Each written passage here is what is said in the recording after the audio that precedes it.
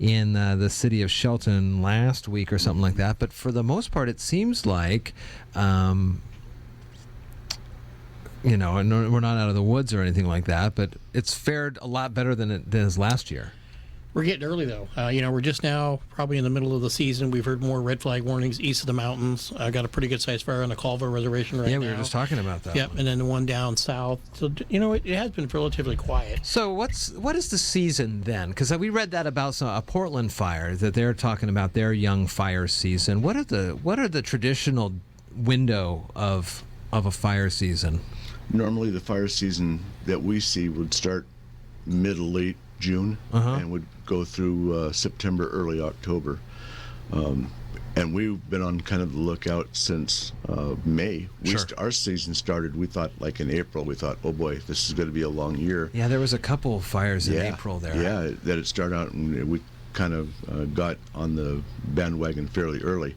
And then it just kind of, dropped down. We've had steady fire, small stuff, but nothing to the extent that we had planned for earlier in the year. Tim, is this a weather thing, or is this a awareness thing, or a little of both? I think it's a little bit of both. You heard that, I'll use the word global warming, if you will, and the way things have changed, and the El Nino and all those things. And Mike's more of a weather guy than I am, but I can tell you it's later in the season. This is kind of an anomaly to where it actually, if you look at the humidity, it's still on our side, it's still pretty high. Mm-hmm. And the Union Bank fire is a good example of that. We thought, sure, I kept saying, DNR and their experts said, hey, it's going to go to bed. It's going to lay down. It's going to lay down. And it didn't lay down until about 1 o'clock in the morning. And then it finally rained, and then it did lay down and did exactly what it's supposed to do. So weather's a little different this time than we've seen. So is humidity a good thing or a bad thing? For us, when we talk about laying down, that's when the humidity recovers overnight, the humidity rises, and the fire will decrease. So that's like the dew point. Right. And during the day, in the height of the afternoon, the humidity will go down. For us, the number that we start being real careful is when the humidity gets down to 20% or below. That's a very low humidity for us on Western Washington. Okay. And then that's when the fire behavior really takes off. Is it different in Eastern Washington? Right. Because of the types of land out there? Yeah, it's just and they always say, it's a dry heat. Yeah. And when it gets down to, even lower than that, almost into single digits. Fires over there, they sound like they're a lot of acres, but it's all flat land. Yeah. So it moves quickly, and it's real quick, done and over with. We're here on our side, we've got trees. That's what we had at Union Bank, where we had getting up into the trees, and we had 30 and 40 foot trees that were torching, and that's the difference between the two sides of the state. Mm-hmm. We keep warning hobbyists out there, keep the drones away from fires, please. I mean, do you guys ever encounter that in your activities fighting fires with people flying drones and affecting the operations and just kind of meddling with the things? DNR, like the helicopters wanting to dump their stuff in there. It did at Kings Landing last year that we had did stop our air fight. I mean, it literally, while we were in the middle of the fight, all of a sudden the helicopter said, "I'm putting it down until we get rid of the drone." And it was a drone that came out of one of the communities. Do you have tools in your tool bank that you can neutralize those drones, or do you have to find the person with the remote control? We send Mike after him. That'll get it. That'll get you right away. Then that'll certainly do. Those things you could be so far away from. I mean, they're getting further and further now. You're not supposed to, I think, by the laws, be out of eyesight of your drone, but people do it all the time. They'll fly it to see how far they can fly it. The Timberlakes one, we actually were very successful. Neighbors, you talk about neighbors helping neighbors. One of the neighbors saw it and called 911. Good. And so we were really quickly, we're locking it over there, and I believe they confiscated it, and then they have a drone. Yeah, they need to make really stiff penalties for that.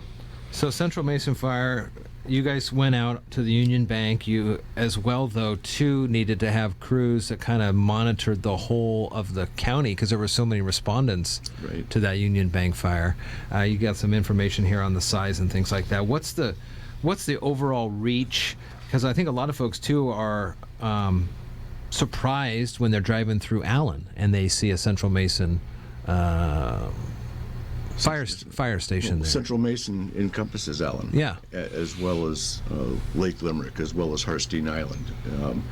We have several different communities that Central Mason covers. So people shouldn't be surprised. We go from basically from Highway 101 to into almost to Belfair, up past North Mason High School. So we have a fairly far-reaching service area. How many of those stations are fully manned 24 hours a day, and how many are volunteers? We have 11 stations total, and 4 of them are staffed on a 24-hour basis. When I was reading a lot of comments about things on the Facebook after this most recent fire there in Union, and they were talking about this, that, and the other, and somebody was like, well, maybe you should get off your duff and volunteer.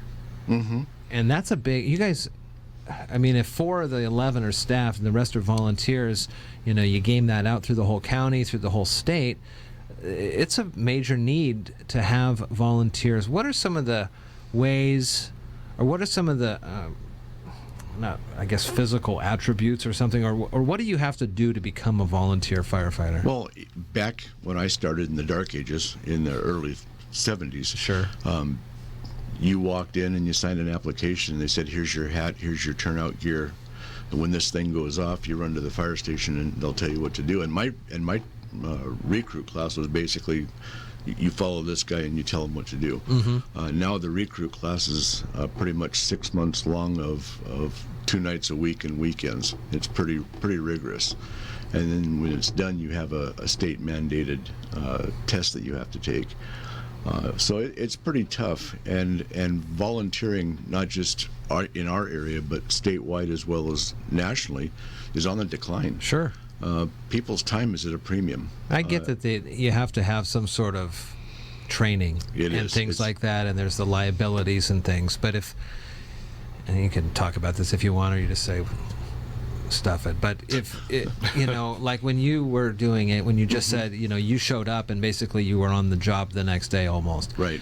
Would it be beneficial to lax some of the current rules to get the increased roles? Or, I mean, is it so important that when people show up to fires, they know what's happening, that the select few that are able to do that amount of work for that many months, that you're going to get a good product out of them? I think that the training that we have now is the bare minimum.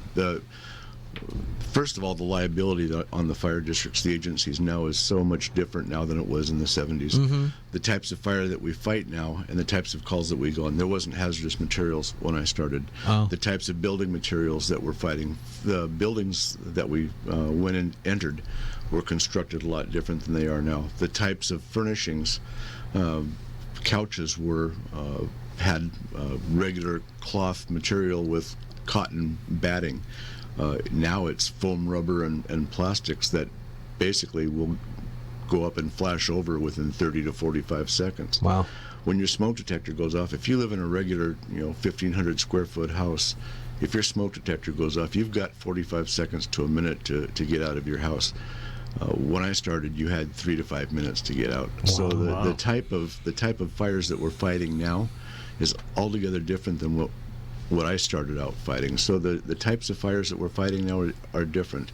The types of buildings that we're fighting now are different. The types of calls that we're going on now, and obviously we're a more litigious society than we were in the 70s. So I think, and the types of classes that the folks are taking now and the testing, they come out with what the state calls Firefighter 1.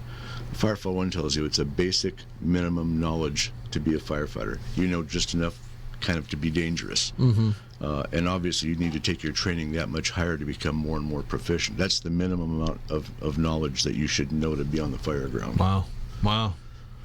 There are always ways, though, you can help with Central Mason Fire and EMS, even if it's just by visiting them and learning more about what they do in the community, visiting them and engaging with them when it comes to their pancake feeds that are so popular, and help raise funds for that, and then just share the good word and spread the good word. So we'll keep our eyes on this through the rest of the fire season, and of course keep us updated on anything, and we'll share it with the listeners here. Yeah, we sure appreciate it. Tim, good to see you. Mike, to as see you. always, good to seeing see you guys. you. You guys have a great rest of the day. Good Thanks weekend. for coming in. Take care. It's 8:52 at I-Fiber 1.